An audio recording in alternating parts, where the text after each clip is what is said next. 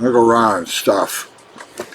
I'm in between. I'm getting ready to leave the wondrous man cave here and go up and replace some cartridges in a Delta faucet, and then try to get back on the preparing the Christmas newsletter for distribution. But before that, I've been thinking about it, and immigration. Uh, Immigration's been subject for the last 4 years. I guess it's actually illegal immigration has been the issue for the last 4 years. And I thought I'd throw some of my thoughts out about the issue. And I want to start off with worldwide population trends. And it's not for continuation of the species. The overall trend, I guess, is okay, but some countries are experiencing a decline in birth rates such that they're actually losing population. They are, in fact, dying off more than being replaced by newborns. So that is an issue for them if they wish to exist as a country. And the United States has the same issue to some extent. Over the last 20 years, there has been a decline in the number of children born. I'm not applying any racism, it's just facts. White, educated women. There's been a decline, and once upon a time it might have been 4 children per family. Now it's down to 2, 1, or none. A couple decides to have no children at all. There has been also decline in single black mothers, which is a good sign and part of the effort to teach about sex, and proper birth control methods appear to be helping. That has helped, but the overall result is declining birth rates in the United States. So how do you fix that? We need a growing population to continue to fuel our economy. Most countries of the world are geared toward increased gross domestic product every year. That is the desire, that's where they're trying to go. The idea is that their people will benefit from an increased gross domestic product, which is literally the sum of all goods and services for a country. I might have services included into that is wrong, but it is the overall productivity. What do they create for their own people as well as export? And the desire is that continually increase by a certain percentage each year. We have rarely had gross domestic product growth of 0%, and it is not desired. I think at some time in the future may have to adjust to that, which will have all sorts of implications from a socioeconomic indication. But back on immigration, if a country has a falling birth rate, one solution is legal immigration. People coming to your country to start a new life and to find a place in a new country from a social point of view, from an economic point of view, and they contribute to gross domestic product. They have needs for homes and furniture and food and cars and all those things to keep gross domestic product up, the numbers up. The baby boom after World War II is slowly passing away. The echo, there was some increase in population from the baby boomers, but it was not at the magnitude of the baby boomers, and it is an echo, not, and they are now reaching the age where they no longer need much of anything. They may already have their houses, they may already have their cars. Their children are now approaching college age, so on and so on. So we do need legal immigration to keep our gross domestic product engine running and increasing each year. We also need it for the population and the homogeneity of various cultures into the American experience. America should be, everybody should be an American first. And then, if you wish to, and you want to keep your ethnic background or genealogy or ancestry, you can certainly do so. You celebrate those things that historically have been black culture oriented or Hispanic culture oriented or whatever, Polish, German, those sorts of ancestral rituals and practices and beliefs that you want to do. That's great. But that should be secondary to being an American. And an American has no particular ethnicity from the basic definition of an American. Not male, not female, not Polish, not Hispanic, not whatever. Okay. So we need immigration. We need legal immigration. Two aspects on that. Years ago, I worked with a fellow who was into sailing big time. And that particular year, the Sailing Cup, the worldwide rich man's put together these sailboats race cup, and I've forgotten the name of it, was being held in Australia. It was the first time in a long time it had not been held off the coast of the United States, but the United States had lost the cup in the previous competition. So it was going to be off the coast of Australia, and he wanted to be there for that. So he applied for immigration. And the only way he could do that was he was, in fact, a college-educated engineer. So under their criteria for immigration, he had an occupation which they wanted or needed. And they would allow immigration, or at least a visa work permit for Australia. And he did, in fact, go there. I don't know if he ever returned from Australia. But what I'm saying is that immigration around the world has various rules and regulations about it for legal immigration. And by and large, it makes sense. Most countries do not want immigrants coming in who basically have no skill set and would be taking the low end of the labor market. It's not good for them, not good for, well, it can be good for any country. We need agricultural labor, and there's always desire for the cheapest possible labor. And so, but from a legal point of view, you would desire people who had skill sets coming in that you could use or you need, okay? And that is true around the world. You just can't immigrate to Japan. You have to meet requirements. You can't just immigrate to any country of the world without meeting certain requirements. Maybe you have to speak their language. That's not a terrible requirement. I don't think we have that on our legal immigration process, that you have to speak English. It can be debated whether that should be a requirement or not, but I don't think it is currently. The other aspect of legal immigration is, or actually illegal immigration, is there has been a rule that even if you're an illegal immigrant in the United States and you give birth to a child while you're on American soil, that child has automatically becomes an American citizen. There's some debate about that going on now, whether we should change that rule or not.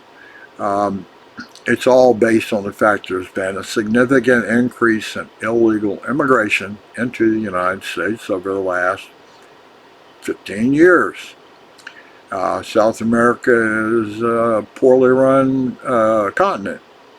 A lot of semi-communists or dictatorships there, and they haven't done well by their people. And those people there seek a better life, and the United States appears to have opportunities, and so they try to come here. We need immigration. That's what I'm trying to say. We definitely need immigration.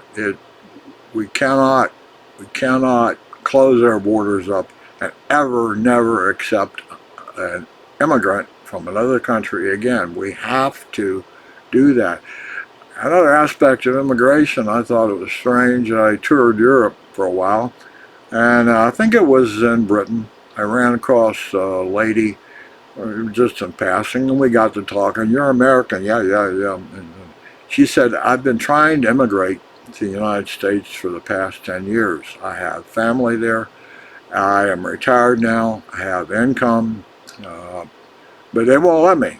They have a quota on the number of immigrants from Britain they can take in each year. And I thought that was pretty strange. Here is you know, a retired person with education who is going to need various consumer and other goods for the gross domestic product in the United States and wants to immigrate here legally and cannot.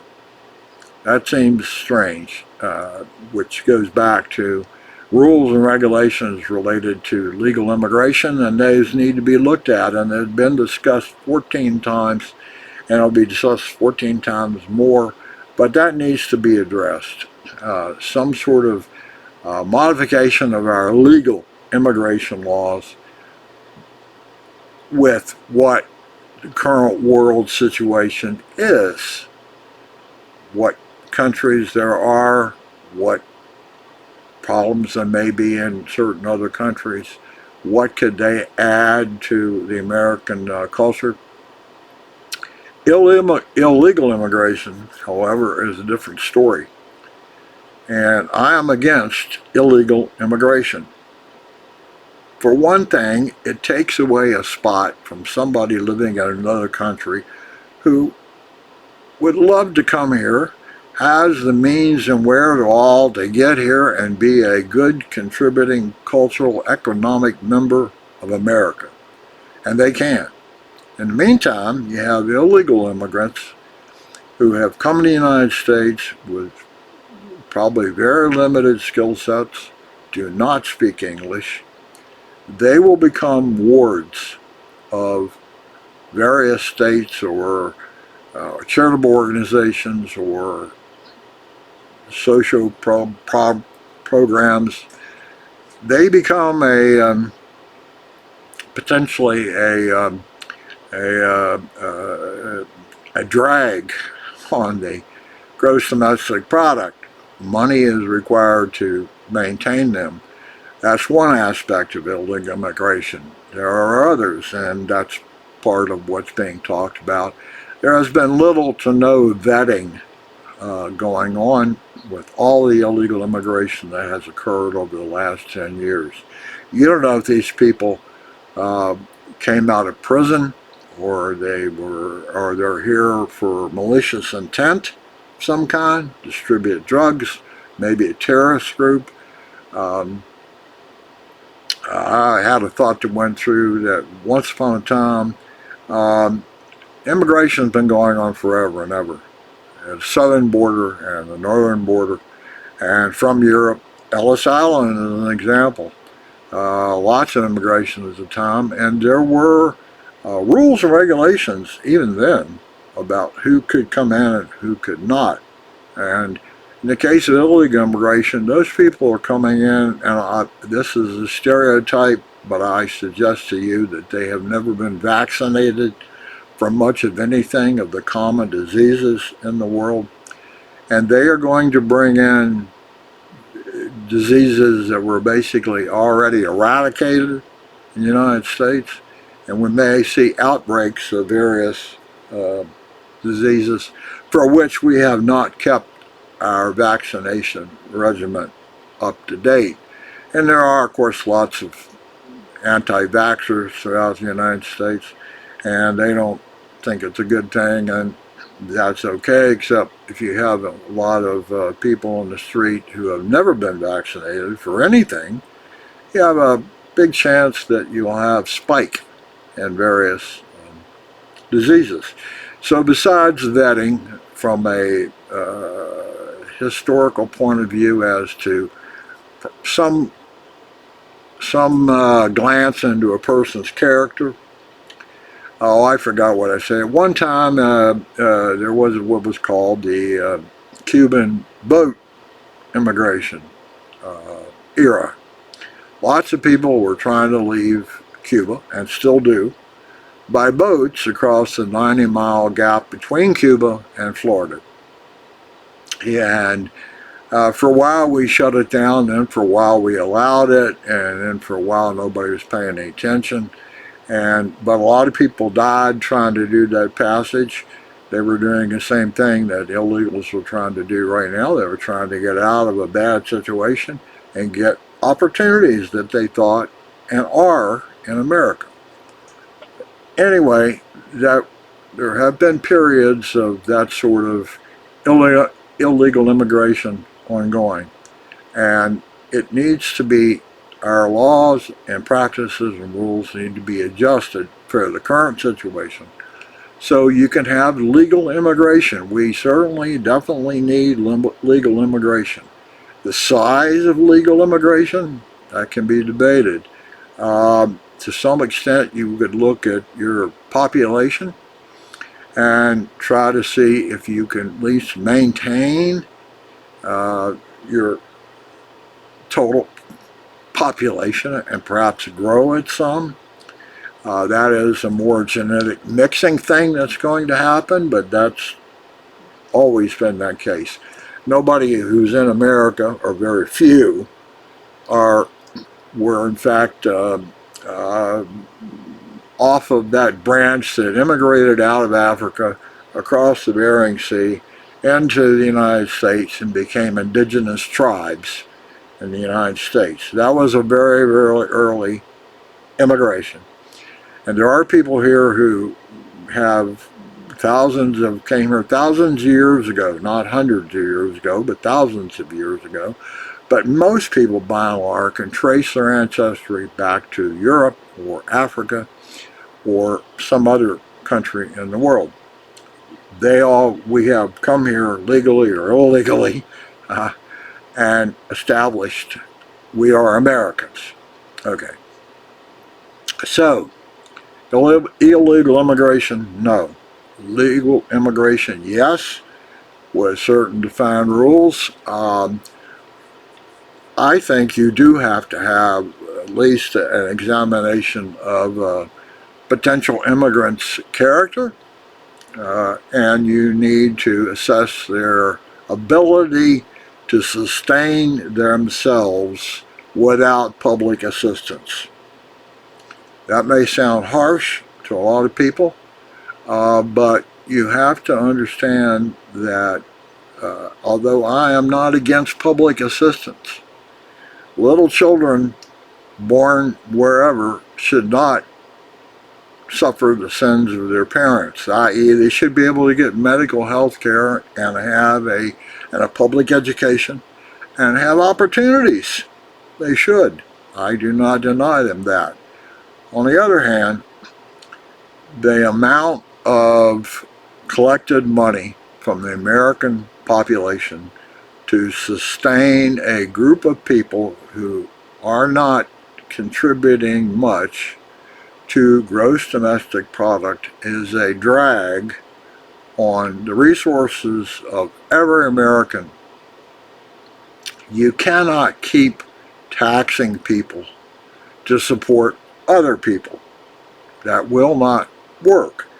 There is I think, a breaking point, and at some point, some people, in fact, right now, 50% of the American population do not pay income taxes.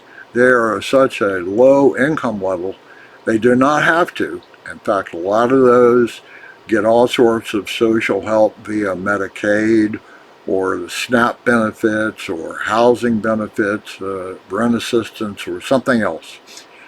I'm not opposed to any of that if we can pay for it without taxing the crap out of everybody else. The idea should not be that we should all be identical or have the same lifestyles. There are going to be different socioeconomic lifestyle differences between Americans. There always have been and there always will be. It is not the goal of the federal government to make us all equal in that sense. That's the goal of a communist government. That's what they like to do. We're all equals in this, comrade. No one's better than anyone else, and we ground that into you. And you all suffer miserably as a group.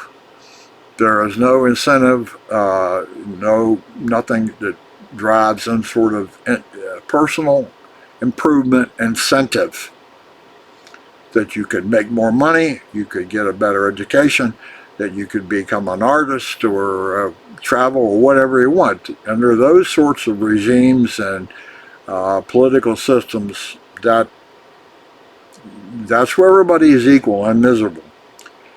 If you continue to tax to support a larger and larger segment of the population, which cannot exist at least some minimum level, there will be some breaking point or a radical schism or reverse. And what did we do to the Japanese in World War II? Americans.